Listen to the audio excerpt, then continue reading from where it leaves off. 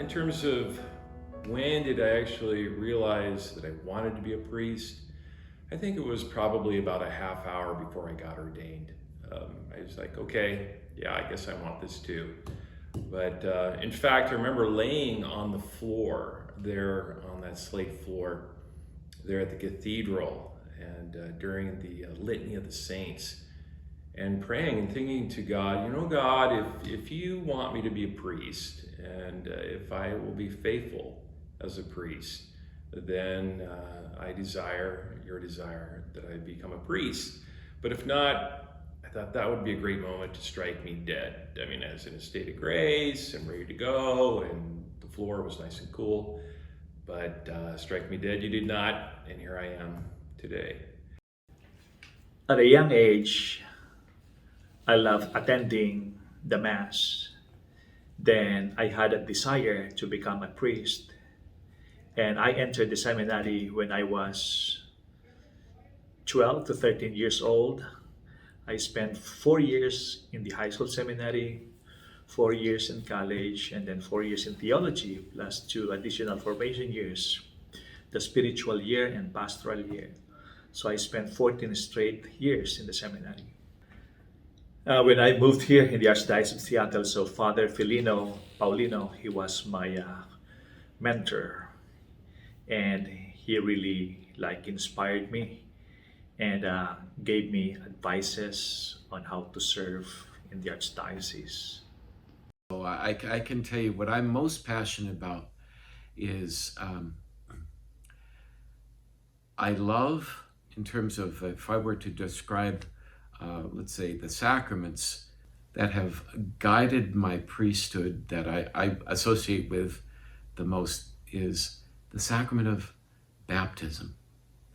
You know, that's the sacrament where everything begins, life as a Christian. And I love to celebrate the sacrament of baptism and to welcome, in the sacraments of initiation, but to welcome people into the life of the faith.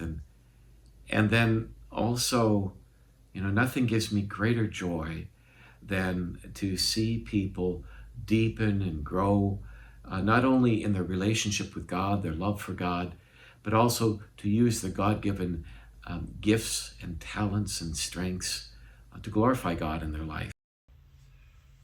You know, I think what I'm most passionate about is really, you could say evangelization.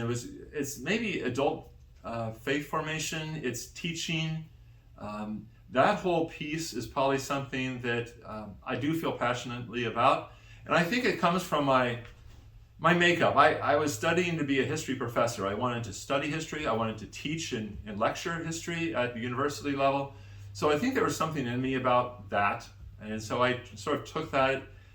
God wanted me, he equipped me, but he wanted me to go teach for him. And so that has been kind of a driver for me in my priesthood. And I think that one of the real highlights for me was when I was at Holy Family and developing an evangelization committee. And that whole process was exciting as we began that journey really to try to, with the help of the Holy Spirit, so that the discovery and the power of the Holy Spirit is there as well. And just it's really a campaign to try to enliven the parish, etc. So I think that was probably a high point for me. I was born in Pullman, Washington, almost in an Otis elevator, and we moved from Pullman to Richland, Washington when I was 4 years old, so I spent the majority of my childhood in Richland, Washington. I thought about priesthood as a little kid, you know, and I used to play Mass with nickel wafers, and like a lot of kids did back then, but I guess I really got into my faith when I had a major conversion experience my junior year of high school. And after I got confirmed, I went and made an appointment with the parish priest to talk about the possibility of priesthood. And then I went on to the University of Idaho and met in spiritual direction for 4 years, secretly, with the parish priest there. At my senior year, the beginning of my senior year, we had a parish mission, and it was made rather obvious to me that I should go into the seminary and study for the priesthood when a sister got up and gave a word of knowledge to me, who was in the church that night. I'm Father Ron Knudsen. I'm here at Holy Cross Church and Tacoma, and I've been here about 5.5 years, or closer to 6 years. Growing up in St. Alphonsus in Ballard, there were very good priests. They were friendly, and they were happy, and they were well liked by parishioners. And because of this, I began to think about a vocation to the priesthood, like in the 7th and 8th grade.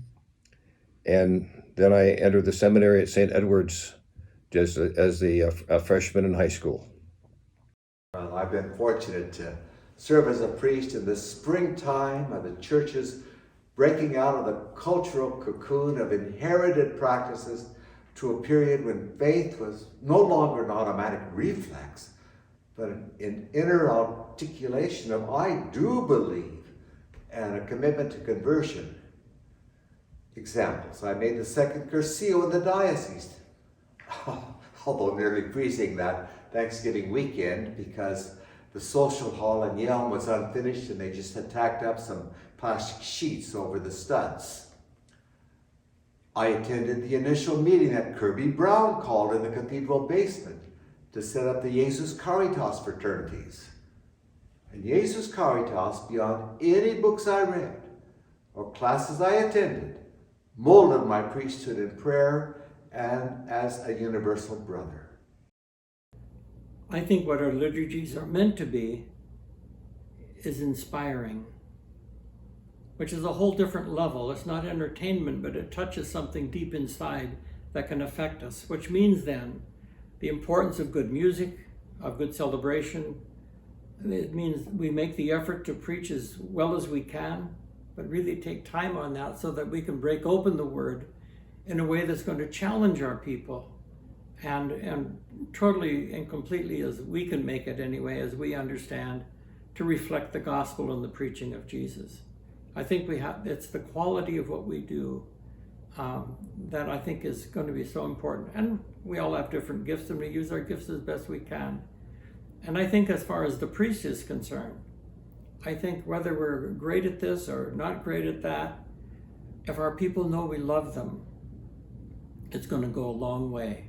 And I think our people need to know that we care and that their relationship with each other and their relationship with us is really how we measure the vitality of a parish. And I think we can all bring love to the parish regardless of what our other gifts might be. My vocation story is straightforward. There were lots and lots, dozens of priests from the parish, mostly on the missions abroad, and they'd come home every year. And naturally, we'd chat with them and see them. And you thought about becoming a priest. It appealed to me to help other people, and so I considered it and thought about it. And in the high school, myself and a few other fellows that were going on for priesthood, I decided I'd join them and go to the seminary for a year. So I went there for a year, and then after a year, that wasn't too bad. I said, I'll try it another year. And then after that, another year, and so it went on until got the diaconate and was ordained. And I picked Seattle, myself and John McMullen, we picked Seattle out of the blue. And it was a very providential pick because it was a great spot to go to, Seattle was. And so I enjoyed it very, very much. Way back early on, I finally was reading the Bible and said, this is my motto. It's out of Matthew 21. I've come to serve, not be served. I'm very much anti-clericalism. And I don't believe in people waiting on me in that. I pitch in and do my job, you do yours, we'll work together. So I'm here to serve wherever the church needs me, or the Redemptorists need me, and I've always gone where they ask me to go. So to serve, but not be served. So I'm just very surprised that I've survived this long. Whenever the Lord wants me, I'm ready to go, but I do enjoy ministry now, and I'm very appreciative that I'm able at this age to work with the people, hear confessions, say Mass, and preach. I didn't find in preaching, I can't give a sermon just off the cuff anymore. I have to have paper. That's memory is going as I get older. Little parts of the body don't correspond so good anymore. But I'm very thankful for the Lord. It's been very good to me. Thank you. Now, I've always felt I've been happy as a priest, always. And in segments of time and over different assignments, I kept saying, I've never been more happy than I am now. I kept getting more and more happy. And finally, at this juncture of my life, respecting my health condition, I've never been more happy than I am now as a priest. Thankful to God. I don't say I'm the best priest or the ideal priest, but I am happy. I'm not pretentious about that or bragging about it. I've been through a lot of difficult times, but for all that, I'm happy and thankful to God. And I still wonder why He wanted me to be a priest. But I don't regret it. And I'm thankful to Him. It's been quite an experience.